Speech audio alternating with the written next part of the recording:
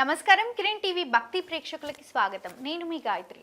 ప్రస్తుతం మనతో పాటు ఉన్నారు బ్రహ్మశ్రీ పోతుకూచి చంద్రమౌళి శాస్త్రి గారు. వారితో మాట్లాడదాం. నమస్కారం గురుగారు. ఓం గం గణపతయే నమః. గురుగారు, మనమైతే జనవరిలో 2026 ఫలితాల గురించి, రాశి ఫలితాల గురించి చేసినప్పుడు చాలా మంచి రెస్పాన్స్ వచ్చింది. అంటే మన వీడియోస్ కింద కామెంట్స్ కూడా మీరు కరెక్ట్ చెప్పారు గురుగారు, సూపర్ గురుగారు, మాకు అనుకూలంగానే ఉన్నాయి మీరు చెప్పిన ఫలితాలన్నీ కూడా అని చాలా పాజిటివ్ కామెంట్స్, చాలా పాజిటివ్ ఫీడ్బ్యాక్ అయితే నేను చూసాను. ఆ ఫీడ్బ్యాక్ అంతా చూసిన తర్వాత ఫస్ట్ ఉగాది ఫలితాలు మీతోటే చేయాలి అన్నట్టుగా మిమ్మల్ని పిలిపించడం జరిగింది. సో ఈ ఉగాది సంవత్సరం మొత్తం కూడా శ్రీ పరాభావనామ సంవత్సరం అంటారు. అసలు పరాభావనామ సంవత్సరం అంటే ఏంటి? ఈ సంవత్సరం యొక్క అర్థం తెలియజేయండి గురుగారు. చాలా సంతోషం అమ్మ. ముఖ్యంగా ఏ గురువు గారైనా జ్యోతిష్యుడైనా సరే వారి యొక్క మాటలు వారు పలకరు, గ్రహాలు వారి చేత పలికిస్తూ ఉంటాయి. సాధ్యమైనంతవరకు శుభాలనే మాట్లాడేవాడు గురువు. ఇబ్బందులను గురించి, భవిష్యత్తులో జరగబోయేటటువంటి కొన్ని అనర్థాల గురించి తెలియచేయటమే గురువుకి భగవంతుడిచ్చినటువంటి గొప్ప నైజము, గొప్ప శక్తి. ఆ శక్తి అంతా కూడా మనకి నక్షత్రాలు, నవగ్రహాలు, మేము ఎప్పుడూ దాని గురించే ఎక్కువ ఆలోచిస్తూ ఉంటాం కాబట్టి అంతరిక్షం గురించి మేము చెప్పేటటువంటివి ఈ పలానా రాశుల వారు ఈ విధంగా జాగ్రత్తగా ఉండండి అని చెప్తూ ఉంటాం కాబట్టి దాన్ని అన్వయించుకొని దాన్ని చక్కగా ఆచరిస్తూ ఆదరించేటటువంటి వారికి అందరికీ కూడా నమస్కారం. మరి మనకి శోభకృతనామ సంవత్సరం అయిపోయింది. అట్లాగే ఎన్నో సంవత్సరాలు, మనకి 60 సంవత్సరాలు ఉంటాయి. మన కాలచక్రంలో 60 సంవత్సరాలు గడిస్తే ఒక యుగం అయిపోతుంది. అందులో మనకి 40వది ఈ పరాభవనామ సంవత్సరం. ప్రతి సంవత్సరానికి కూడా కొన్ని అర్థాలు ఉంటాయమ్మ. మనకి గతించిన వాటిల్లో విజయనామ సంవత్సరం అంటే విజయాన్ని ప్రసాదించేది, శోభకృతనామ సంవత్సరం శోభని ఇచ్చేటటువంటిది, జయనామ సంవత్సరం జయాన్ని ఇచ్చేటటువంటిది, విశ్వావసు అంటే సంపదని, విశ్వంలో ఉన్నటువంటి సంపదని, విశ్వానికి సంపదని ఇచ్చేటటువంటిది విశ్వావసు నామ సంవత్సరం. అట్లాగే ఇంకా ఎన్నో రకాలైనటువంటి మనకి 60 సంవత్సరాలకి తగ్గట్టుగా ఆ యొక్క అర్థాలు ఉంటాయి. అంటే రాశిచక్రం అలా తిరిగి వచ్చేసరికి ఈ సంవత్సరంలో ఈ విధమైనటువంటి, అంటే మనకి మన ఒక్కరికే సంబంధించింది కాదమ్మా ఈ సంవత్సరం. అంటే ఈ సంవత్సరం పేరు అనేటటువంటిది భూగోళం మొత్తానికి సంబంధించినటువంటిది. ఓకే. అందుకనే పరాభవ నామ సంవత్సరం. దీన్ని మనం 2 రకాలుగా కూడా అన్వయించుకోవచ్చు. శాస్త్రరీత్యా పరాభవము అంటే మనకి అవమానము జరుగుట, పరాభవము అరే నాకు అక్కడ చాలా పరాభవం జరిగింది, మీకు తెలిసే ఉంటుంది స్టోరీలో. మనకి ఈ యొక్క దుర్యోధనుడికి పరాభవం జరిగింది అంటారు. మనకు ఉన్నటువంటి ఎన్నో చారిత్రక స్టోరీస్లు. అంటే పరాభవం అంటే ఆ అవమానాన్ని తట్టుకోలేరు. అవమానం అనే మాట వేరు, దాన్ని ఇంకొంచెం సంపుడీకరిస్తే పరాభవము. కాబట్టి ఈ అవమానము అనేటటువంటి ఈ యొక్క సంవత్సరాన్ని అందరూ కూడా అవమానాలు జరగకుండా, పరాభవాలు కలగకుండా ఉండాలంటే సమన్వయమైనటువంటి మంచి మాటల్ని మాట్లాడుతూ అందరినీ ఆదరిస్తూ ఉన్నంతలో వాత్సల్యాన్ని, ప్రేమల్ని మీరు పొందుతూ అవతల వాళ్ళకి ఇస్తూ, అట్లాగే ఎప్పుడు అవమానం కలుగుతుందమ్మా మనకి? చేయకూడనటువంటి ఏదైనా పొరపాటుగా ఒక పని చేసినా అవమానాలు ఎదురవుతాయి. లేదా అనకూడనటువంటి ఏదైనా కొన్ని మాటలు అనటం ద్వారా పరాభవం కలుగుతుంది, అంటే అవమానం కలుగుతుంది. అవతల వాళ్ళు మనల్ని అవమానిస్తారు. అట్లాగే అనుకున్న పని అనుకున్న సమయానికి చేయకపోయినా అది ఉద్యోగ ధర్మంలో కావచ్చు, రాజకీయ ధర్మంలో కావచ్చు, కుటుంబ ధర్మంలో కావచ్చు, విద్యార్థులకైతే విద్యాధర్మంలో కావచ్చు, ఏదైతే అనుకున్నది అనుకున్నట్టుగా జరగలేదో అప్పుడు కంపల్సరీ కాలం మనకి పరాభవాన్ని మిగులుస్తుంది, అవమానాన్ని ఇస్తుంది. కాబట్టి ఈ పరాభవనామ సంవత్సరంలో అందరూ కూడా తమకిష్టమైనటువంటి దైవాన్ని ఆరాధించుకొని ఉదయాన్నే చక్కగా లేస్తూనే మీకు ఆ రోజును కలిగేటటువంటి అవమానాలు లేకపోతే పరాభవాలని కూడా ఎదిరించేటటువంటి శక్తిని ఇవ్వమని ఆ పరాశక్తిని పరాభవము అంటే అమ్మ ఇప్పుడు పరాశక్తి అంటే శక్తిని మించినటువంటి పరదేవత లేదు అని అర్థం. ఓకే. పరాభవము, భవం. భవము అంటే అనేక రకమైనటువంటి సంపదలు కలిగినటువంటిది అని కూడా మనం చెప్పుకోవచ్చు. భవము భోగము భాగ్యము. కాబట్టి మనము అవమానాన్ని అనుకోవాలి శాస్త్రరీత్యా.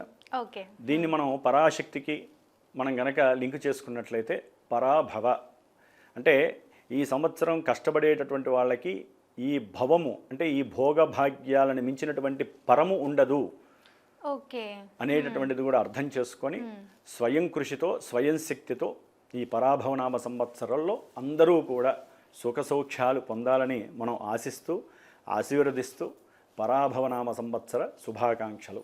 గురుగారు, ద్వాదశ రాశుల్లో ఒక రాశైన కుంభరాశి గురించి మాట్లాడుకుందాం. కుంభరాశి వారికి ఆదాయము, వ్యయము, రాజపూజ్యము, అవమానాలు, ఆరోగ్యము ఏ విధంగా ఉంది? ఈ సంవత్సరం మొత్తం కూడా అన్ని గ్రహాలు ఏ విధంగా ఉన్నాయి? ఎలాంటి జాగ్రత్తలు తీసుకోమంటారు? అమ్మ, శ్రీ పరాభవనామ సంవత్సరం మొత్తం కూడా కుంభరాశి వారికి గమనించినట్లయితే కనుక మనకి ముఖ్యంగా ముందు ఆదాయము వీరికి ₹2, వ్యయము ₹8గా మనకి శాస్త్రం నిర్దేశించింది. అంటే కాస్త ఖర్చులు ఎక్కువగా ఉండే అవకాశం ఉంటుంది. ఎంత కష్టపడ్డా ఆదాయ విషయంలో నష్టపోవటము, సంపాదించిన సొమ్ముని నష్టపోవటము, వదులుకోవటము, మోసపోవటము, అనారోగ్యపరంగా ఖర్చులు ఎక్కువయ్యి అంటే చేసే వృత్తి వ్యాపారాల యందు నిమగ్నత ఉండదు. కాన్సన్ట్రేషన్ ఉంటేనే కదమ్మా ఆదాయం పెంచుకోవడానికి. కానీ వీళ్ళకి ఏంటంటే ముందు గురి వెనకను ఇలాగా చాలా ఘోరంగా ఉంటుంది కుంభరాశి వారికి. కాబట్టి ఆదాయ వ్యయాల్లో వ్యయమే ఎక్కువ ఉంది కాబట్టి వీరు జాగ్రత్త తీసుకోవడం చాలా ఉత్తమం. దాన్ని ఎవరూ ఏం చేయలేము. రాజ్యపూజ్యత 4, అవమానం 2. కాస్త గురుబలం వలన వీరికి ఈ సంవత్సరంలో మధ్యలో ఒక 3-4 నెలలు తప్ప గురుబలం చక్కగా ఉంది మొత్తం మీద.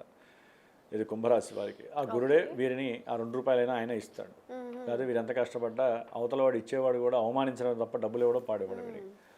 కాబట్టి కుంభరాశి వారికి అంటే కొంతమంది అడగచ్చు, గురువుగారు మాకు బ్రహ్మాండంగా ఉంది కదా, ఇది ఇప్పుడు కాదు డిసెంబర్లోనో లేకపోతే జనవరిలోనో అడుగుతారు, మాకు బ్రహ్మాండంగా ఉంది, మేము బ్రహ్మాండంగా ఉన్నాం. నీ జన్మ అటువంటిది. నీ జన్మ పుట్టిన టైంలో నీ గ్రహస్థితులు బాగుండి దశలు అంతర్దశలు యోగిస్తున్నాయి, బాగున్నావు. కొంతమంది దాచిపెడతారమ్మా, వాళ్ళకున్న సమస్యలు చెప్పుకోరు, ఓ బాగున్నదే చెప్తారు. దాన్ని గురువుల్ని అవమానించడం అంటారు. ఇప్పుడు మీ ఫలానా వ్యక్తి గురించి చెప్పంగా కొన్ని కోట్ల మంది ఉంటారు కుంభరాశి వారు. కాబట్టి కుంభరాశి వారికి ఎవరికైనా సరే మీ జాతకాలు ఎంత బాగున్నా ఏలినాడి శని ప్రభావం మిమ్మల్ని రాహుగ్రహ ప్రభావం ఏడిపిస్తూనే ఉంటుంది. గురువు వచ్చి మిమ్మల్ని జస్ట్ అలా టచ్ చేసి మిమ్మల్ని ఒక రక్షణ కవచంలా ఆపుతూ ఉంటాడు. అంతే కదమ్మా. ఇప్పుడు మనకి ఎన్నో యుద్ధాలు జరుగుతున్నాయి. ఇరాను, ఇజ్రాయిల్, మొన్న రష్యా, వీళ్ళందరికీ డోమ్స్ లేవా, లేకపోతే ఆపుకునే శక్తి లేదా? ఎంత ఉన్నా ఆ బాంబులు వచ్చి పడాల్సిందే, జరగాల్సిన ప్రాణ నష్టం జరగాల్సిందే, కాపాడబడాల్సింది కాపాడుతూనే ఉంటాయి. కాబట్టి ఎప్పుడూ కూడా వ్యంగ్యంగా మాట్లాడటము, గురువుల్ని అనవసరమైనటువంటి మాటలతో దూషించటము ఇలాంటివి చేయకూడదు. ముఖ్యంగా కుంభరాశి వాళ్ళు అసలు చేయకూడదు. ధనం విషయంలో పూర్తిగా నష్టపోతారు వీళ్ళు. ముఖ్యంగా అమ్మ కుంభరాశి వారికి ఈ జూన్ 1వ తేదీ వరకు కూడా గురుబలం చాలా స్పష్టంగా కనబడుతోంది. అంటే అనుకున్న ప్రతి విషయంలో ఆర్థిక పరంగా కావచ్చు, ఏదైనా మనసులో అభీష్టం అనుకుంటే ఆ అభీష్టం నెరవేర్చుకోవడానికి కావచ్చు, తండ్రి గారి నుంచి ఏదైనా ఆస్తిపాస్తులు అమ్మకాల విషయాలలో వీరికి అనుకూలమైనటువంటి ఫలితం కలగచ్చు. అంటే ఆర్థికంగా డెవలప్ అవ్వడానికి ఇది సదవకాశం జూన్ వరకు. అట్లాగే చదువుకునేటటువంటి విద్యార్థులకి విద్యలో అఖండమైనటువంటి గుర్తింపు లభిస్తుంది. మంచి ప్రణాళికలతో చదువుతారు, ఏకాగ్రత శక్తి పెరుగుతుంది. ఈ మార్చి 11 నుంచి గురువు యొక్క బలం ఇంకా అఖండంగా లభిస్తుంది వీళ్ళకి కుంభరాశి వారికి. ఏదైనా అంతకుముందు షేర్స్లోనో వాటిలో డబ్బులు పెట్టుంటే, అదే ఏదైనా ఐపీఎల్లో పంద్యాలు కాచిన కొంతమంది ఉంటారు, ₹10 పెడతారు, ₹20, వాళ్ళకి చక్కగా జూన్ వరకు ఏదైనా అలాంటివి పెట్టుకున్నా కొంతవరకు లాభం కలగడానికి అవకాశం ఉంది. అంటే గురువుగారు చెప్పారని చెప్పి పెట్టద్దు. జాతకంలో ఆ యోగం ఉంటేనే, అదృష్ట యోగం ఉంటేనే జరుగుతుంది. ఆర్థికంగా చాలా బాగుందమ్మా. జూన్ వరకు బ్రహ్మాండంగా ఉంది. జూన్ నుంచి అక్టోబర్ ఎండింగ్ వరకు మాత్రము కాస్త ఈ కుంభరాశి వారికి 6వ స్థానంలో ఈ గురు మహానుభావుడు వచ్చినప్పుడు ఒక రకంగా చెప్పాలంటే ఉద్యోగ వ్యవస్థలో కొన్ని మార్పులు చేర్పులు జరగడానికి ఇది ఒక అవకాశం. ఎలాంటి మార్పులు అంటే ఒక రకంగా చెప్పాలంటే ఆర్థికంగా ఎదగటానికి ఏదైనా వీళ్ళు ఇల్లు కొనుక్కోవాలి, లేకపోతే స్థలంలో ఇల్లు కట్టాలి, లేకపోతే వాహనం కొనుక్కోవాలి అనుకుంటారు. లేకపోతే కొంతమందికి ఉద్యోగాలు పోయి ఉంటాయి. ఇందాక గురుబలం బాగుంది కదా అంటే గురుబలం బాగుంది, ఏదో రకంగా డబ్బు అయితే వస్తుంది వాళ్ళకి. గురుబలం బాగున్నప్పుడు డబ్బుని టచ్ చేస్తూ ఉంటాడు ఆయన ఏదో రకంగా. జాబ్స్ పోయినా కూడా డబ్బు జాబ్స్ కొంతమంది జాబ్స్ ఉండవు అమ్మ కుంభరాశి, ఎందుకంటే గురువు అక్కడే, గురువు 5వ స్థానంలో ఉన్నాడంటే జాబ్ లేనట్టే లెక్క ఒక రకంగా. కానీ ఆయన ఎప్పుడైతే 6వ స్థానంలోకి వస్తాడో ఉద్యోగ వ్యవస్థలో నిలబెట్టడానికి అవకాశం, అంటే ఉద్యోగంలో చేరే అవకాశం ఇస్తాడు, ఉద్యోగం ద్వారా ఏదైనా మంచి ధనాదాయాన్ని ఇస్తాడు. అట్లాగే రియల్ ఎస్టేట్ వ్యాపారులకి ఉన్నతమైనటువంటి ఆర్థిక ధనలాభాదులు కలిగే అవకాశం ఉంటుంది.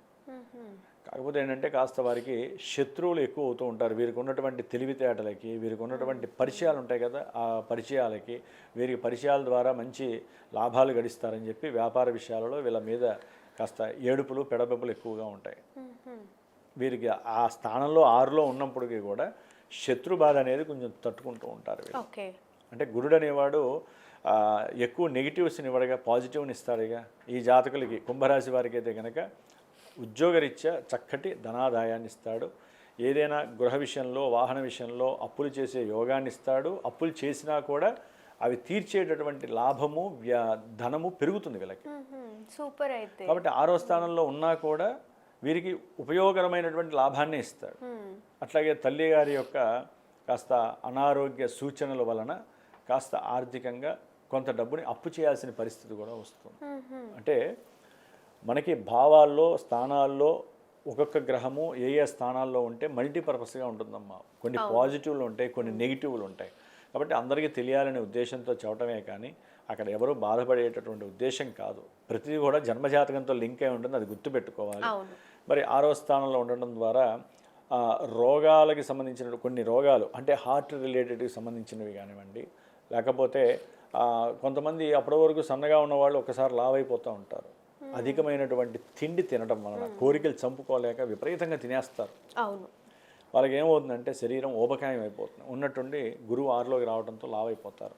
మానసిక క్షోభ ఎక్కువైపోతూ ఉంటుంది, ఏదో పోగొట్టుకున్న వాళ్ళ ఉంటారు. ఆరోగ్యపరంగా బాగుండదా గురుగారు? ఇప్పుడు జూన్ ఫస్ట్ వీక్ నుంచి అక్టోబర్ వరకు కూడా ఈ 6వ స్థానంలో ఉండటం ద్వారా దాంపత్య వియోగాలు కాస్త ఎక్కువగా ఉంటాయి గృహంలో సమస్యల వలన. అంటే దంపతులిద్దరికీ కూడా మాట కాస్త ఏలినాడిసిన కూడా ఉన్నాడుగా. కుటుంబంలో ఏ తిండి గురించో, ధనం గురించో, బంధువుల గురించో అవసరం లేని గొడవలన్నీ వెలకే కావాలా కుంభరాశి వారికి. ఏదో సరదాగా అనుకుంటే ఉంటారు, కింద నిప్పంటుకుందని తెలియట్లా, నిప్పంటుకుందని తెలియదు. దానికి తోడు కుజుడు కూడా వస్తాడు ఆ టయానికి, నవంబర్ కుజుడు కూడా వచ్చి అక్కడ ఉంటాడు ఆయన. అంటే కొన్ని గ్రహాల యొక్క మిక్సింగ్ వలన కూడా ఏంటంటే అమ్మ సరదా కాస్త అది విఘటితం అయిపోతుంది. దానివలన కోర్టు సమస్యలు ప్రారంభం, ఆర్థిక పరమైనటువంటి స్నేహితులు కూడా మోసం చేయటం వలన, లేకపోతే వీళ్ళు అప్పు చేసిన కొన్ని చోట్ల అప్పు చేస్తారు కదా, బ్యాంకింగ్, ఫైనాన్స్, లేకపోతే వేరే వాళ్ళ దగ్గర, లేకపోతే ఆఫీసుల్లో మళ్ళీ వాళ్ళ జీతం నుంచి కట్ చేసుకోమని, లేకపోతే వాళ్ళకి ఏదో రకంగా అప్పు తీసుకుంటారు. వాళ్ళు వీళ్ళ మీద కేసులు వేయటం, దానికి వీళ్ళు కోర్టు కేసులు, ఇలాంటివన్నీ కూడా కొన్ని ఆ సమయంలో నవంబర్ ఫస్ట్ లోపల ఆ ఇబ్బందులన్నీ జరుగుతూ ఉంటాయి. నవంబర్ తర్వాత వీళ్ళకి ఇక డబ్బే డబ్బు. Okay, super. అయితే కళ్యాణ యోగం ఏమైనా అప్పుడే కనిపిస్తుందా? కళ్యాణ యోగము జూన్ లోపల డబ్బు, వ్యాపారంలో చక్కటి లాభాలు, పెద్ద గవర్నమెంట్ ఉద్యోగాల్లో చేసే వాళ్ళతో పరిచయాలు, లేకపోతే ఆర్థిక పరమైనటువంటి సత్సంబంధాలతో కూడినటువంటి విదేశీ ప్రయాణ యోగాదులు. వాళ్ళు ఎక్కడికి వెళ్ళినా డబ్బు వస్తుంది, వాళ్ళు ఎవరితో మాట్లాడినా డబ్బు వస్తుంది. అంటే డబ్బుకి రిలేట్ అయ్యి ఉన్నటువంటి పరిస్థితి వాళ్ళకి నవంబర్ నుంచి ప్రారంభమవుతుంది. మళ్ళీ విద్యార్థులకు ఏ విధంగా ఉంది గురుగారు? విద్యార్థులకి ఈ సమయంలో వారికి అనుకూలమైనటువంటి పరిస్థితులు ఉంటాయమ్మా ఈ గురువు మారినప్పుడే. ఎందుకంటే ఇక్కడ వీరి ఆరోగ్యము, వీరి యొక్క వ్యక్తిత్వ స్వభావము, వీరి యొక్క ఉన్నటువంటి కొన్ని దురలవాట్లు, దుర్వ్యసనాలపైన వ్యామోహం పెరిగి కుంభరాశి వారికి, అంటే విద్యార్థుల పరంగా అడిగారు కదా, అటు చూస్తే శని భగవానుడు కోరికలు విపరీతమైపోతూ ఉంటాయి. అట్లాగే ఫ్రెండ్స్ వలన కూడా ధనము విపరీతంగా ఖర్చు పెట్టాల్సి వస్తుంది. దుర్వ్యసనాలంటే అది మల్టీపర్పస్గా ఉంటాయి. విద్యార్థులకి రకరకాల ఆలోచనలతో, కోరికలతో ఫ్రెండ్స్తో కూడటం వలన వాళ్ళు అటువైపుకి జారిపోయే ప్రమాదం ఉంది. అదిగాక కుంభరాశిలో రాహు ఉండటం, వీరి జన్మరాశిలో రాహు ఉండి ఆరోగ్యం మీద శ్రద్ధ తీసుకోకపోతే ఆరోగ్యం కృషించి విద్య యందు సరైనటువంటి జ్ఞానం పెట్టలేరు, సాధన చేయలేరు. ఏదో జూన్ వరకు ఎగ్జామ్స్ అవి ఇవి రాసిన నెలలో కాస్త ప్రతిభా పాఠవాలు చాపుతారు, కానీ ఈ రాహు అక్కడ ఉండడం ద్వారా ఆరోగ్యంగా ఇబ్బందులు ఎదురవుతాయి కాబట్టి ఎక్కువగా దాని మీద శ్రద్ధ చూపిలేరమ్మా. కాబట్టి వీరు ఏం చేయాలంటే డిసెంబర్ 5 వరకు కూడా అసలు ఈ సంవత్సరం అంతా బాగాలేదులేండి వీళ్ళకి. ఈ రాహు డిసెంబర్ 5 వరకు జన్మరాశిలో ఉంటాడు, తర్వాత 12వ స్థానంలోకి వస్తాడు డిసెంబర్ నుంచి.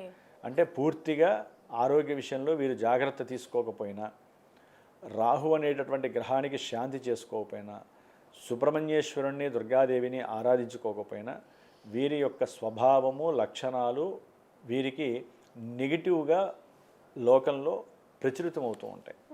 వీరు మంచివారు కాదు, వీరు ఐరన్ లెగ్, వీరు ఏది ముట్టుకున్నా కూడా దాన్ని ఏమంటారు నెగిటివ్నెస్ని ఎక్కువగా సంఘంలో ప్రాబల్యం పొందుతూ ఉంటుంది రాహుకేతువుల వలన. అందుకని కొంచెం ఆరోగ్యం మీద శ్రద్ధ పెట్టాలి. ఏలినాటి శని వలన ఏంటంటే కుటుంబంలో కాస్త అడపాదడప గొడవలు ఎక్కువ అయ్యే అవకాశాలు ఉంటాయి, అట్లాగే హాస్పిటలైజేషన్ అయ్యే అవకాశాలు ఉంటాయి. ఆరోగ్యం బాగాలేక దానివల్ల కూడా ఎక్కువగా నష్టపోయే అవకాశం ఉంటుంది. అక్కడ శని దృష్టి ఉండటం వలన ఇందాక మీరు అన్నట్టుగా విద్యార్థులకి చదువు యందు మందగొండితనం ఎక్కువగా ఉంటుంది, ధనం మీద వ్యామోహం ఉంటుంది, కానీ ఆ ధనం సంపాదించేది లేదు, పెట్టేది లేదు. కుటుంబంలో ఒక పెద్ద బరువుగా తయారవుతారు విద్యార్థులు. వీళ్ళు పెట్టే ఖర్చుకి అర్థం పర్థం లేక ఇంట్లో గొడవలు అయ్యే అవకాశాలు ఉంటాయి. దానివల్ల వీళ్ళు చదువు మీద కాన్సన్ట్రేషన్ చెయ్యలేరు, చదువు దెబ్బతినే అవకాశం ఉంటుంది. అంటే శని యొక్క దృష్టి వలన విద్యాస్థానం మీద పడుతుందమ్మ. రకరకాల కోరికలు వ్యామోహాల వలన పడి చదువులో కొంచెం తగ్గుతుంది. ఊరినే ఎవరన్నా ఇంట్లో వాళ్ళు అడిగినా కూడా నిదానంగా సమాధానం చెప్పటం, ఆ సమాధానం నమ్మశక్యంగా లేకపోవటము, అబద్ధాలు ఆడటము, ఇవన్నీ చదువులో ఎక్కడ తీసుకెళ్తాయి. అందుకని కాస్త జూన్ నుంచి అక్టోబర్ ఎండింగ్ వరకు వీరికి దక్షిణామూర్తి జపం చేయించటం, గురుగ్రహ జపం చేయించటం, శివాలయాల్లో కాస్త అభిషేకం, ఏది పాలతో అభిషేకం చేయించి ఆ తీర్థం వాళ్ళకి పిల్లలకి ఇవ్వటము, పెద్ద చదువులైనా చిన్న చదువులైనా సరే వారికి ఇచ్చి కాస్త గురుబలాన్ని ఆ సమయంలో ఆపాదించాలి. అట్లాగే ఉద్యోగస్తులు ఆ సమయంలో వారు కూడా రుద్రాభిషేకాలు ఎక్కువగా చేసుకోవటము, దత్త దర్శనాలు చేసుకోవటం ద్వారా వారికి చక్కటి అనుభవంలో వారు చేసే ఉద్యోగంలో ఎప్పుడూ చూడనటువంటి వైవిధ్యకరమైనటువంటి కొన్ని ఇబ్బందుల నుంచి తొలగించుకొని చక్కటి ఉద్యోగ స్థితిని అనుభవించే పరిస్థితి దత్తాత్రేయుడు ఇస్తారు. ఓకే, గృహయోగం ఏమైనా ఉందంటారా? అంటే ఇప్పుడు చేసిన అప్పులన్నీ కూడా తీరిపోయే అవకాశం ఏదైనా ఉందా ఆ సమయంలోనేనమ్మా?